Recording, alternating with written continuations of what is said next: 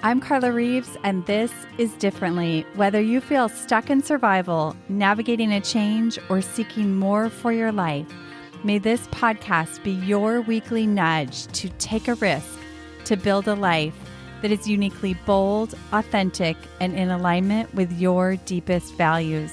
After a decade of coaching individuals from corporate leaders to creative artists to multi-million-dollar CEOs, I'm convinced we are far closer than we realize to what we deeply desire, and it's a willingness to do differently that can change everything. What season do you find yourself in? Is it truly a seasonal shift from summer to fall, if you're listening real time? Or is it a change in pace? Maybe you're in a season of a lot of work or a lull in work. Or maybe you find yourself navigating a change in relationship, in your kids growing up, a new relationship. Whatever season you find yourself in, may today's episode provide some tools that have helped me and my clients over the years. Here's the season I find myself in, and we find ourselves in as parents. Our nest is empty. I can't believe it. In some ways, it feels like a lifetime ago that our boys were running around in their diapers in the sprinklers. And in some ways, it feels like yesterday. Our youngest just moved out 3 weeks ago. Sometimes it's all hard to sit with. Sometimes I'm so excited for them and their futures. Sometimes I'm sad for me and for us and what was. Sometimes I'm dreaming of the new things we're going to see and do and what this season is going to bring. Sometimes I'm thrilled. I have a whole office after 20 years of kind of creating a little corner wherever I could. And other times I'm just missing the things that reminded me that our kids were home and around. Laundry, dishes, their energy, coming in my office and just sitting down and wanting to talk. I'm trying to let all of these things coexist and not have one take from the other and just experience it all. And often this is what a new season brings. It brings sadness and happiness. It brings discomfort and comfort. It's a wide range of things. Today, I want to share with you what is helping me move through this big season of change and what has helped my private coaching clients over the years. Change is inevitable. As much as we might resist it or want to avoid it, I want to remind you that it's natural and necessary, and you move through it all the time. And if you look back, you have lots and lots of evidence that says you can do this. I see a new season as a great opportunity to try something new, to adopt a new habit, or to set your eyes somewhere new, change your approach, turn a new leaf. May these ideas I'm about to share stir your own thinking for bringing in this new season differently. If you are new to the podcast, this idea of sweeping might seem foreign to you or sound strange. I invite you to go back to the episode Sweep Your Relationships. It was in February of 2021. But just as a quick recap, the art of sweeping is a vital practice that I teach inside of my coaching programs that's about keeping your mental, emotional, physical, spiritual places swept so that you can make room for and keep alive your well-being, your joy, your energy, and your engagement. Keep that all alive and thriving. These are places where you always have control over, and we're going to dive into a few places today. So why is it important to sweep in a new season or transition? Been doing a lot of sweeping in my own life, and it's just really reminded me how much it helps when you're moving through feelings of change while also preparing for something new, because it is something new, whether or not you want it to be or you want to go back to what was. There's always something new inside of navigating this important change or transition. Okay, so why sweep in a transition? It's important to acknowledge what's happening and move through it. And this really helps prevent you from getting stuck. Sweeping prevents carrying baggage forward that we don't need to carry forward. And the reason sometimes we carry baggage forward is because we haven't actually stopped to acknowledge and process and clear what is happening. And it prevents us from missing out on what's new in this upcoming season because we stay stuck in the past. So here are 4 things that can help you move through a transition or a season and really welcome in something new. Number 1, get out a notebook and a journal and just acknowledge all the feels. You can just dump all the things onto a page or an electronic Google Doc. This alone will help you feel better. When you're ready, you can step back and really examine your thought life. Examine what you wrote down. This is your thought life. This is what's stewing and stirring inside of your head, and it's likely having a huge impact on the way in which you experience it. You can ask yourself, what's in your mental space? And your journal is going to give you a picture of that. And then you want to ask yourself, does this fit? Are these thoughts and is this thinking lifting you up or dragging you down? Is it even true? Is it based in fact or feeling? Are they fearful thoughts or faith-filled thoughts? What do you need to move through this transition wholeheartedly?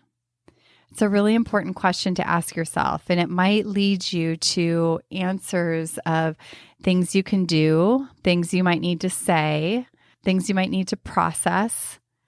Maybe it's going to lead you to write a letter. I wrote a letter to Shane as I was anticipating him moving out. These kinds of things help you release what you're feeling, help you navigate what's happening and process what's happening and acknowledge it so that you don't stuff it down. All super important. So ask yourself that question and listen. Number 2, clear physical space. So in this season, I have done a lot of clearing out drawers and closets. Right after he moved out, this cleaning and clearing really helped me process some of the feelings that I was moving through. And they helped me move through them with more ease. I see this with my clients. There's a certain week inside of the foundational coaching program that's called Making Space for New. And it's literally this, where you're literally making physical space, clearing things out, completing things, following through on conversations that are incomplete. All of these things can help clear the energy and make space for new things. This really helped me. At one point, I was able to turn one of our extra bedrooms into a full office again for myself. For the last 20 years, I've been kind of working out of corners inside of our house that worked for whatever particular season we were in. And now I have a full office again, which is kind of a cool thing, something that is representative of this new chapter in our life that I can get excited about. So what might that be for you? This can be a really fun place to get creative depending on the season you're in, either personally or as a family. I can remember looking back, there were seasons where it was like we wanted to create this place where we could all watch movies together and have movie night together often. So think about what you're navigating and what kind of spaces do you need in your house or want in your house or in your office. Maybe this is a season of having some more quiet time and reflection. I was just talking to a client about that today, where she's carving out more space to just get quiet and the impact that's having on her life.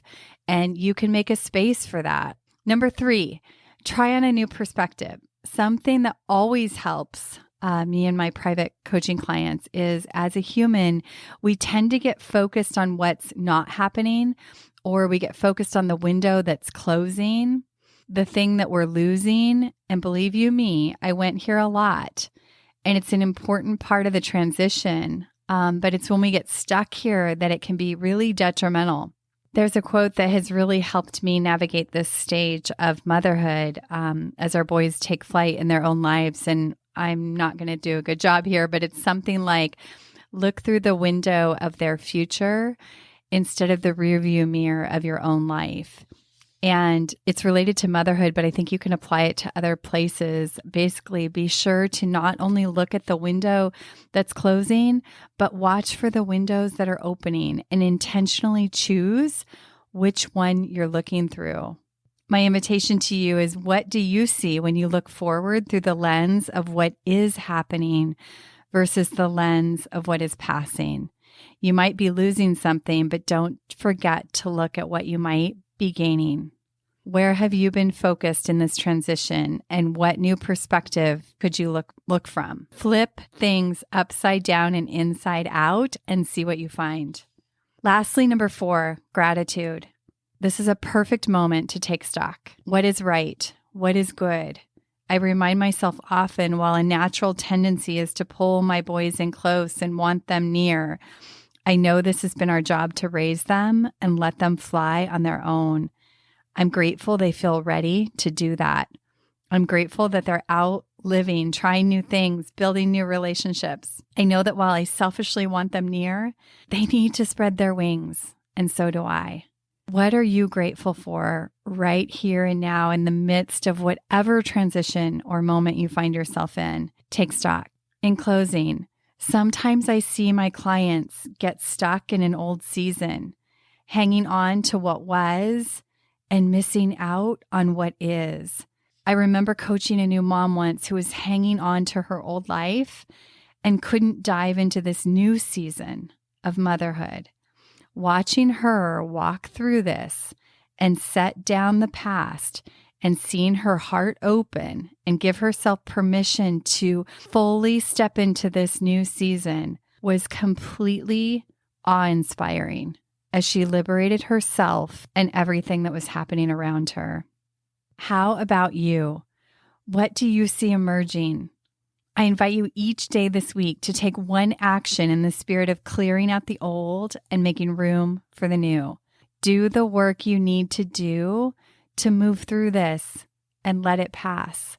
I've seen it in my life these last few weeks. The more I'm willing to let go of what was is when I can see what is and what's coming. And I just literally, right before hopping on this podcast, I got an unexpected call from our younger son saying he's officially a surfer. He stood up on a wave and rode it for 20 seconds. And he's like, I'm going back out, Mom, but I'm just calling to let you know. That was gold for me. That 20 seconds of connection with him was gold. That couldn't have happened if he was sitting in the other room in our house. So make sure you look for the windows that are opening. This isn't a once and done. Repeat as often as needed. Lean on these tools and others that have helped you through other changes in your life. And then wait in eager anticipation for what's going to happen next. Hey, thanks for tuning into this episode of Differently. I hope it stirred your thinking, and I invite you to take one inspired action from something that stood out to you. If you want to hear more conversations like this, be sure to hit follow on your favorite podcast app. And if this episode could impact someone you know, please help us spread the word and pass it along. Remember, new episodes drop weekly. See you next week.